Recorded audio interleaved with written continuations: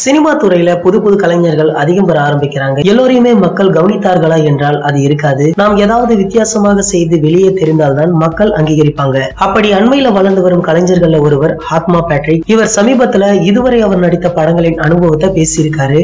சரி, அவர் அதில் என்ன சொல்லியிருக்காரு அப்படின்றத பார்க்கலாம். திரைப்படத்துல நடிக்கும் போது விஜயுடன் அதிகம் பேச வாய்ப்பே கிடைக்கலையா. ஒரு காட்சி முடிந்ததுமே தளபதி விஜய் அடுத்த சீனுக்கு ரெடி ஆகிடுவாராம். ஆனால் அஜித் என்ன இருந்தால் படப்பிடிப்புல காட்சிகள் முடிந்ததும் எல்லோருடனும் ஜாலியாக பேசுவாராம். கிரிக்கெட் எல்லாம் எங்களுடன் விளையாடுவாரு அப்படின்னு சொல்லியிருக்காரு. மேலும் அஜித் சார் அவருடைய காரிலேயே பேட் எல்லாம் வச்சிருப்பாராம். இதே போல மங்காத்தா படப்பிடிப்பில் கூட அஜித் சார் கிரிக்கெட் விளையாடும் வீடியோ அப்போது வெளியாகி ரொம்பவே வைரல் ஆச்சு. தற்போது அஜித் நடித்துள்ள விஸ்வாசம் படம் பொங்கலுக்கு ரிலீஸ் ஆக இருக்கு. இதனால அந்த படத்தின் தயாரிப்பு நிறுவனமான சத்யஜோதி பிலிம்ஸ் படு பிஸியாக பிளான் போட்டு ப்ரொமோஷன் செஞ்சுட்டு வராங்க.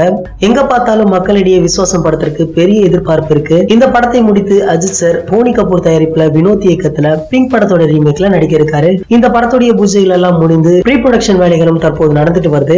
இந்த படத்துல நஸ்ரியா நடிக்க இருப்பதாக முன்பே சொல்லப்பட்டது. தற்போது என்ன விஷயம்னா, அவங்க ட்விட்டர்ல ஒரு ட்வீட் போட்டிருக்காங்க. அந்த ட்வீட்ல கிளாப் போர்டு எமோஜி பதிவிட்டு இருக்காங்க. இதை வைத்து பார்க்கும்போது இன்று அஜித்தின் 59வது படத்தின் படப்பிடிப்பு ஆரம்பமாகி இருக்கோ அப்படின்னு ரசிகர்களுக்கு ஒரு பெரிய கேள்வி எழுந்திருக்கு.